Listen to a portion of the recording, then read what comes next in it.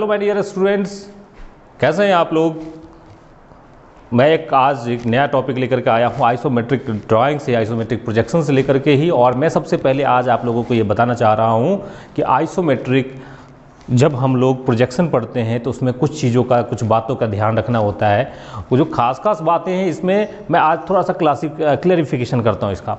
तो आप लोग आज मेरे साथ बने हुए हैं और मैं आप लोगों को बताने जा रहा हूँ आइसोमेट्रिक प्रोजेक्शंस, आइसोमेट्रिक ड्राइंग और आइसोमेट्रिक, उसी को व्यू भी कहते हैं आइसोमेट्रिक ड्राइंग को, और आइसोमेट्रिक स्केल। ये तीनों अलग अलग चीज़ें हैं और होती कैसे हैं, सभी को रिलेट करते हैं किससे, आइसोमेट्रिक प्रोजेक्शन से ही। लेकिन क्या है ये सब, तो सबसे पहले मैं बताना चाह रहा हूँ कि आइसोमेट्रिक प्रोजेक्शन आप लोग जब पहले ही बताया था, पहले हमारे पिछले 2 वीडियोज़ हैं उसमें कुछ हम लोग काम भी किए थे। बस थोड़ी सी हमारे इनका मैं इंट्रोडक्शन देना उस समय मुनासिब नहीं समझा था, लेकिन अब ये टाइम आ गया है। तो my dear students, isometric projections में हम लोग क्या करते हैं कि 3 डायमेंशनली हम लोग ऑब्जेक्ट बनाते हैं। कोई भी ऑब्जेक्ट को हम 3 डायमेंशनली बनाते हैं विथ डायमेंशन कम करके। अब ये डायमेंशन कम करना क्या होता है ये पहले क्लैरिफाई कर लेते हैं। उससे पहले सबसे पहले देखते हैं आइसोमेट्रिक व्यू या आइसोमेट्रिक ड्राइंग क्या होता है। तो फॉर एग्जांपल हम एक एग्जांपल लेते हैं कि हमारे पास में अगर एक मान लीजिए कि एक क्यूब बनाना है, हमें एक क्यूब बनाना है। ये क्यूब हो गया, ये क्यूब हो गया, एक क्यूब हमें बनाना है और इसका डायमेंशन है 40 mm, 40 mm एंड 40 mm। ठीक है, ये हमें एक बनाना है आइसोमेट्रिक ड्राइंग कहिए, आइसोमेट्रिक ड्राइंग में या आइसोमेट्रिक प्रोजेक्शन में। तो आइसोमेट्रिक ड्राइंग जो होता है वो जैसे हमने 40 40 40 कहा, तो इसी डायमेंशन में 40 40 40 के डायमेंशन में हमें ये क्यूब बनाना है। समझ रहे हैं। अब जैसे कि हमने ये क्यूब बनाएंगे तो यहाँ देखिए क्या करना होता है। पिछले में हम आइसोमेट्रिक में बनाना बताए थे आप लोगों को। तो लाइन ड्रॉ करेंगे, यहाँ से एक इस पे वर्टिकल,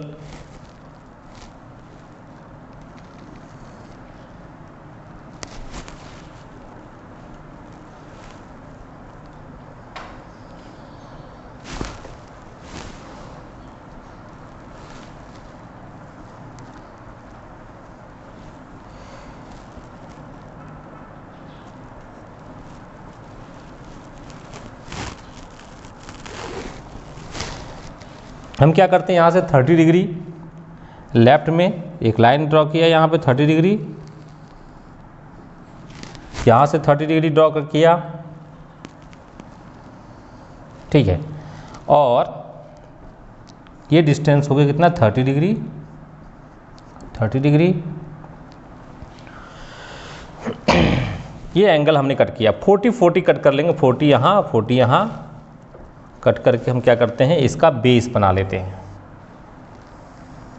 इस क्यूब का ये बेस पार्ट होगा, ये पार्ट हमने बना लिया ये। अब यहाँ से हम क्या करेंगे 40 mm ऊपर जाएंगे। अगर हमें क्यूब बनाना है तो हम क्या करेंगे 40 mm ऊपर जाना होगा, हमें हाइट भी 40 mm रखना होगा जो डायमेंशन में गिवन है। समझ रहे हैं। और यहाँ से 40 mm चारों कॉर्नर से हमें कट कर लेंगे यहाँ से, और फिर चारों को मिला देंगे।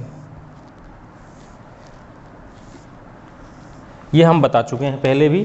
थोड़ा सा एक ओवरव्यू ले लेते हैं। आउटर बाउंड्रीज को पहले मिलाएंगे और इसके बाद में हमें सबसे पहले टॉप फेस को मिलाना है। टॉप फेस कौन सा होगा, जो सबसे टॉप में दिखाई दे रहा है, इसे हम मिलाएंगे तो हमें पता चल जाएगा पीछे वाला लाइन ये है और इसको मिला देंगे।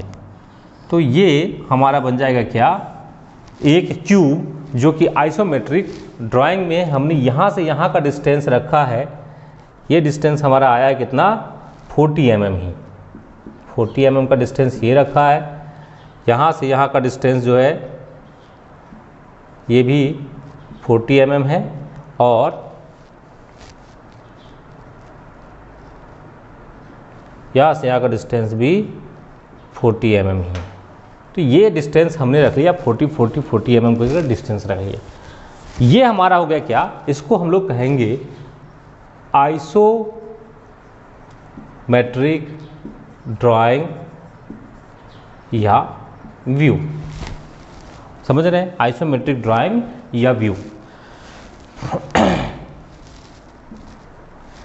तो आइसोमेट्रिक ड्राइंग और व्यू में हम क्या करते हैं, जो भी डायमेंशन हमें गिवन हो उसी डायमेंशन में हम लोग ऑब्जेक्ट को बनाते हैं, प्रिपेयर करते हैं, उस जो आइसोमेट्रिक के रूल्स है बनाने के हिसाब से उसी। लेकिन जब हम आइसोमेट्रिक ड्राइंग बनाएंगे, क्या बनाएंगे, आइसोमेट्रिक प्रोजेक्शन बनाएंगे, तो हमें क्या करना होगा, हमें करना क्या होगा, यहाँ जो आपको एक स्केच दिया 40 mm, इन सभी में डायमेंशन में हमें मल्टीप्लाई करना होगा 0.815, इसमें भी 0.815, इसमें भी 0.815, तो ये कुछ ऐसा हो जाएंगे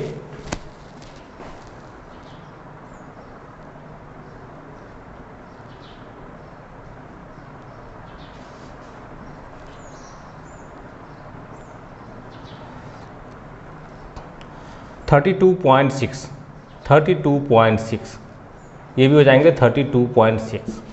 मतलब जो डायमेंशन होंगे वो क्या होंगे, कम हो जाएंगे।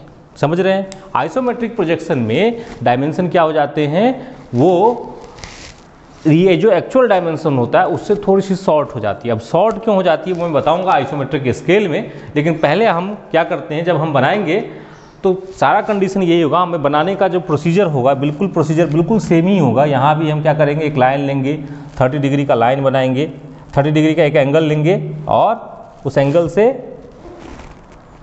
हम क्या करेंगे 32, जब हम ये डिस्टेंस बनाएंगे लेंगे तो 32 के करीब डिस्टेंस लेंगे। मतलब इसके रिस्पेक्ट में देखा जाए तो इसका डिस्टेंस क्या होगा, कम होगा।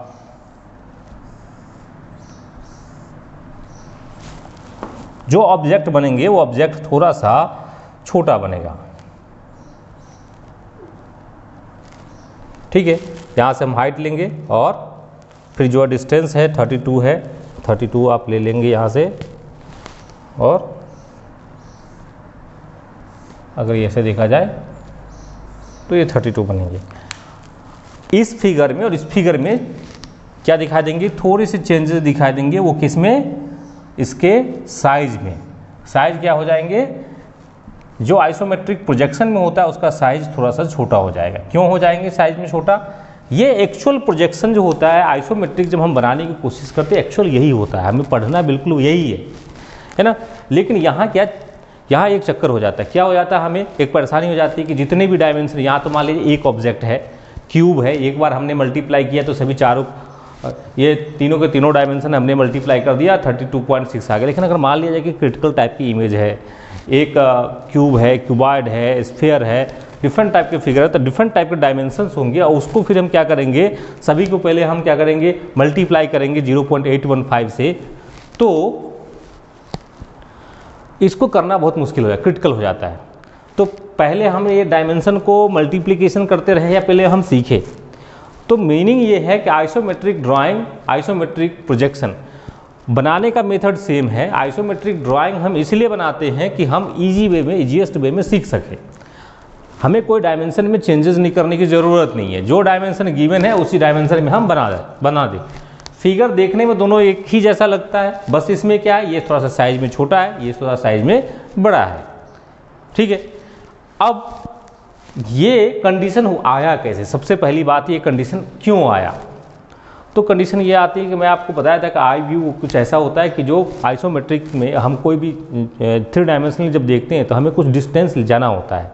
तो एक व्यू को हम रखे हैं कि सेम डिस्टेंस, ऐसा कुछ डिस्टेंस से जाते हैं, सो इसको ऑब्जेक्ट को देखते हैं कि ये एंगल 120 डिग्री पे दिखाई देता है, ये एंगल भी 120 डिग्री और ये एंगल भी 120 डिग्री पे दिखाई देता है। वैसे एक्चुअल कंडीशन में क्या है, एक्चुअल कंडीशन में ये 90 डिग्री है, ये एंगल का अगर देखा जाए 90 डिग्री है, ये भी 90 डिग्री है और ये भी 90 डिग्री है। लेकिन हम लोग क्या करते हैं, इसको 120 डिग्री के ऐसा रखें तो आइसोमेट्रिक में आ गया ये। ठीक है, तो दूसरा कंडीशन आइसोमेट्रिक स्केल, ये 0.815 का क्या मीनिंग है। मीनिंग फ्रेंड्स ऐसा है, माय डियर स्टूडेंट्स, आप यहाँ देख रहे हैं सबसे टॉप फेस है यहाँ पे, या इसमें भी दोनों जगह पे सेम है। ये टॉप फेस जो है, इन सभी में इंटरनल एंगल कितना एक्चुअल कंडीशन में 90 डिग्री, 90 डिग्री, 90 डिग्री, 90 डिग्री है।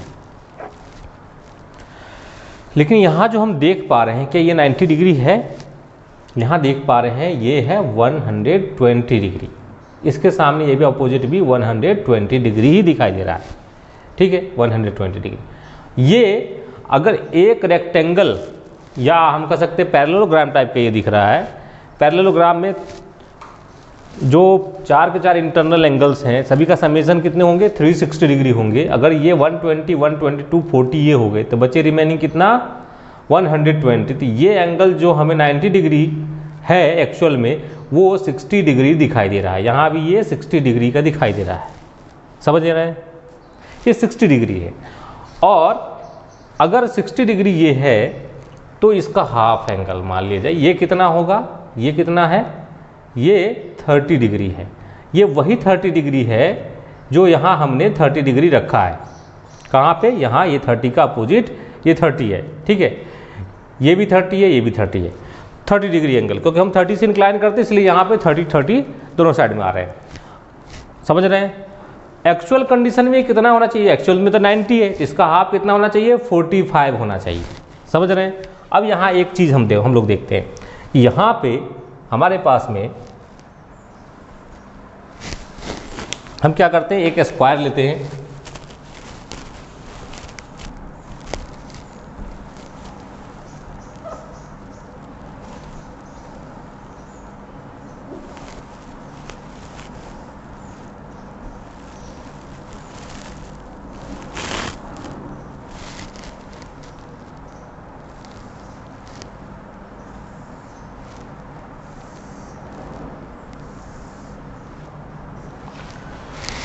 ये हमने एक स्क्वायर लिया। और अगर ये स्क्वायर है, कब स्क्वायर है, जब इसके diagonal same size same length के हैं, इसके साइड सभी सेम लेंथ के हैं, इंटरनल एंगल जो है ये भी 90 डिग्री है, ये भी 90 डिग्री है, ये चारों को चारों 90 डिग्री है, समझ रहे हैं। ये आइसोमेट्रिक में ये स्क्वायर, जैसे कि ये स्क्वायर है, ये क्या दिखने लगता है, ये पैरेललोग्राम दिखता है। वैसा पैरेललोग्राम जिसका 90 डिग्री किस में कन्वर्ट होते हैं, अब जो टॉप होता है वो भी 120 है, जो बॉटम में होता है 120। तो ये कितना दिखने लगता है, 120, 120, और ये 30, कितना दिखने लगता है, ये 30। तो यहाँ पे मतलब कि ये टोटल कितने दिखाई देते हैं, 60 डिग्री, और ये हाफ इसका 30 डिग्री। अगर मान लिया जाए यहाँ पे ये है, यहाँ से यहाँ ये है 45 डिग्री है, जो कि दिखता है कितना है, 30 डिग्री में। तो 30 डिग्री में कितने दिखाई देंगे, हम एक 30 डिग्री का एंगल ड्रॉ करते हैं इसमें, यहाँ तक मान लिया जाए, यहाँ तक, और इसके रिस्पेक्ट में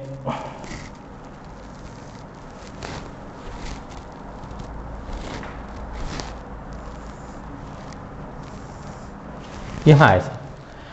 तो आपको दिखता क्या है, ये पूरा होल सोल जो 90 है वो 90 दिखता है। ये एक स्क्वायर, ये एक पैरेललोग्राम टाइप का दिखता है। एक्चुअल में होना चाहिए ये, और दिखता कौन सा है, ये पार्ट, ये 45 है, ये 30 में कन्वर्ट हो जाता है, समझ रहे हैं। तो जो अब लेंथ में कौन कौन से लेंथ में, जैसे यहाँ से यहाँ का डायगोनल अगर देखें आप, ये डायगोनल बिल्कुल ही सेम लेंथ का, जितना पहले वाले में है उतना ही ये भी है, उस डायगोनल में चेंजेस नहीं है, लेकिन इस डायगोनल में चेंज आ गए, एक्चुअल साइड से थोड़ा सा कम हो गया, ठीक है। उसी तरीके से साइड्स ऑफ द स्क्वायर में क्या चेंजेज आए, पहले स्क्वायर का साइड था कितना, इस लेंथ का था, समझ रहे हैं। अगर मान लीजिए ए लेंथ का था, अब कितना आ गया, ये ए से कम हो जाएगा, कितना कम हो जाएगा, जो भी है इसकी लेंथ हो जाएगी ए इंटू ए मल्टीप्लाई ए 0.815, मतलब ये इतना टाइम्स छोटा हो गया। इन 1 कर ए इंटू 1 करेंगे तो ये साइज का रहेगा, 0.815 है, मतलब से छोटा हो जाएंगे। तो ये साइज छोटा हो जाता है जब हम लोग आइसोमेट्रिक में यूज़ करते हैं। ऑलवेज जब आइसोमेट्रिक प्रोजेक्शन यूज़ करते हैं तो ये 815 टाइम्स हम छोटा कर देते हैं, सभी साइड को हम लोग छोटा कर देते हैं। तो हमें आइसोमेट्रिक प्रोजेक्शन हमें दिखाई देता है, समझ रहे हैं। लेकिन हम लोग करते क्या है, ऑलवेज मैक्सिमम जब हम लोग प्रैक्टिस करते हैं तो आइसोमेट्रिक ड्राइंग या आइसोमेट्रिक व्यू बनाते हैं, ठीक है। क्यों? डायमेंशनली जो ये एक्यूरेसी है, डायमेंशनली जो कैलकुलेशन है उससे हमें बचने के लिए, समझ रहे हैं। अब हम बात कर रहे हैं कि आइसोमेट्रिक स्केल क्या होता है। तो फ्रेंड्स, स्केल का सिंपल फंडा यही फंडा है कि आपके पास में जो भी डायमेंशन, जैसे मान लिया आइसोमेट्रिक स्केल की बात करें, यहाँ हम एक डायमेंशन ले लेते हैं। यहाँ पे एक मान लिया जाए कि आप लोग को दिखाने के लिए एक स्केल हम यूज़ करेंगे। उससे पहले हम मान लेते हैं यहाँ पे 1 centimetre, 2 centimetre, 3 centimetre, 4 centimetre, 5 centimetre, ऐसे 0, 1, 2, 3, 4, 5 ये यूनिट्स ले लिया हमने, ठीक है, मेजरिंग यूनिट्स ले लिया। हम इस यूनिट्स का हमें क्या करना है, एक स्केल, आइसोमेट्रिक स्केल बनाना है। माय डियर स्टूडेंट्स, मैं इसको मिटा रहा हूँ, आप लोग चाहे तो इसको नोट कर ले पहले, और इधर मैं थोड़ा स्पेस खाली करूँगा, बाकी उधर है समझने के लिए। ये आइसोमेट्रिक व्यू है, एक्चुअल में हम लोग बनाए हैं। यहाँ देखिए,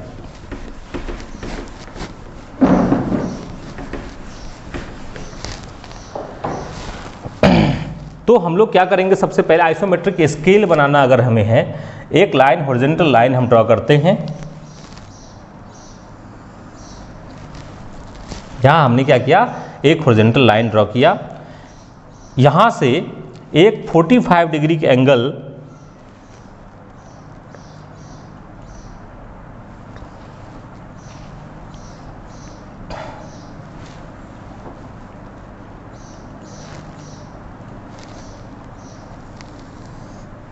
ये हमने बनाया, ठीक है। और इस पे डिफरेंट जो डिस्टेंस है, 1 सेंटीमीटर, 1 यूनिट, 2 यूनिट, 1, 2, 3, 4, 5, 6, ऐसे हम 1 unit, 2 unit, 3 unit, 4 unit, 5 unit, 6 unit ये हमने बना लिया। ये क्या हो गया, एक्चुअल लेंथ है। जो एक्चुअल लेंथ हमें गिवन है वो लेंथ कितने डिग्री एंगल है, ये 45 डिग्री का एंगल है, समझ रहे हैं, 45 डिग्री का। जब हम इसे स्क्वायर बनाएंगे तो 6 इधर लिया तो 6 इधर भी लेंगे, 6 इधर भी लेंगे, 6 इधर भी लेंगे। तो यहीं से ये जो आपने देखा है आइसोमेट्रिक का कंसेप्ट कहाँ से आया है, ये इसी के रिस्पेक्ट में हम बनाएंगे। फिर हम क्या करेंगे, इसी पॉइंट से, पॉइंट मान लीजिए ये ओ पॉइंट है, ओ इधर रखा हमने, ए पॉइंट है, पॉइंट ओ से अगेन एक दूसरा एंगल ड्रॉ करेंगे जो कि ओ ए लाइन से 30 डिग्री का एंगल होगा, ठीक है। तो 30 डिग्री का एक एंगल ड्रॉ करते हैं हम लोग यहाँ पे।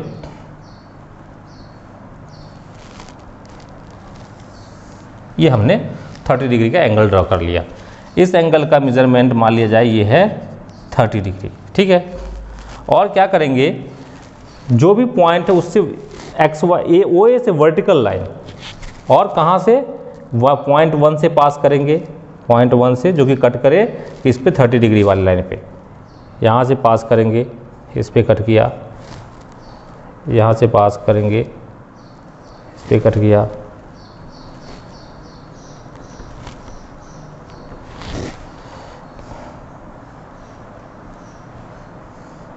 ठीक है।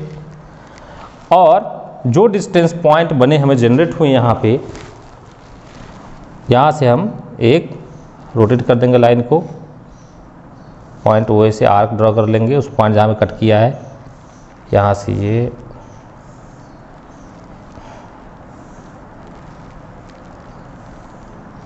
ये इसको नाम देते 1 डैश, इसको नाम देते 2 dash, 3 dash, 4 dash, 5 dash, 6 dash. क्या मीनिंग हुआ 1 डैश का? 1 डैश का मीनिंग हो गया 1 इंटू 0.815। 2 डैश का मीनिंग हो गया 2 इंटू 0.815। जो भी डिस्टेंस होगा उसमें 0.815 टाइम्स क्या होगा, ये छोटा होगा डिस्टेंस। 3 डैश का मतलब होगा 3 इंटू 0.815। 4 डैश का मीनिंग हो जाएगा 4 इंटू 0.815। अब मीनिंग समझ रहे होंगे, 5 इंटू 0.815 ये किसका मीनिंग हो जाएगा भाई, 5 डैश का मीनिंग, 5 इंटू 0.815 और ये 6 डैश इक्वल टू 6 इंटू 0.815। जो भी मल्टीप्लिकेशन के साथ डिजिट आएंगे वो कितना होगा, 5 से कम ही आएंगे। तो ये आइसोमेट्रिक स्केल हम कुछ इस तरीके से बना सकते हैं। हमें कई बार आपको प्रॉब्लम आते हैं, क्वेश्चन आते हैं कि draw a isometric scale of 10 centimetre length और 5 सेंटीमीटर लेंथ, जितना भी लेंथ का आपको अगर दिया जाए बनाने के लिए तो आप इस तरीके से बना सकते हैं। तो एक ये क्वेश्चंस हैं, ये आप लोगों को आते ही आते हैं। तो आइसोमेट्रिक स्केल का हम लोग यूज़ क्या करते हैं, हमें यूज़ कहाँ करना होता है, जब हमारे पास कोई डायमेंशन दिया होता है, हमको कैलकुलेशन करना आसान नहीं होता है कि चलो बहुत सारे कैलकुलेशंस है उसमें, तो हम क्या करते हैं, स्केल बनाते हैं और फटाफट क्या कर, हमें जैसे हमें मान लीजिए कि हमें 40 दिया है, 4 दिया है हमें काउंट करने के लिए, 4 इंटू ये 4 का डिस्टेंस दिया, यहाँ के रिस्पेक्ट में ये डिस्टेंस लिया, फटाफट हमने मेजर करके इतना ड्रॉ कर लिया। हमें 5 दिया तो 5 का हमें स्केल बन गया, हम मेजर कर सकते हैं। तो वहाँ इसका यूज़ होता है। Isometric drawing to isometric projection हमें अगर बनाना हो, प्रोजेक्शन में अगर बनाना हो तो हम इस स्केल का यूज़ करते हैं। जब हमें ड्राइंग या व्यू का यूज़ करना हो तो नॉर्मली जो लेंथ हमें गिवन होता है उसी लेंथ में हम लोग बनाते हैं। ये आप लोगों को सीखने चीज़ है, एक बार आप इसको प्रैक्टिस करेंगे। अलग अलग लेंथ का आप लोगों के क्वेश्चन है कि आप 10 सेंटीमीटर लेंथ का, 10 सेंटीमीटर लेंथ का, समझ रहे हैं, आइसोमेट्रिक स्केल आप लोग बना करके कमेंट बॉक्स में कमेंट करें, ठीक है। तो मैं नेक्स्ट वीडियो में लेकर के आता हूँ इसी के बेसिस पे आइसोमेट्रिक प्रोजेक्शंस जब हम लोग बनाएंगे, आइसोमेट्रिक ड्राइंग के बेसिस पे कुछ एक नए ऑब्जेक्ट को बनाने को सीखेंगे उसमें, ठीक है। फिर से नए वीडियो में मिलते हैं हम लोग। धन्यवाद।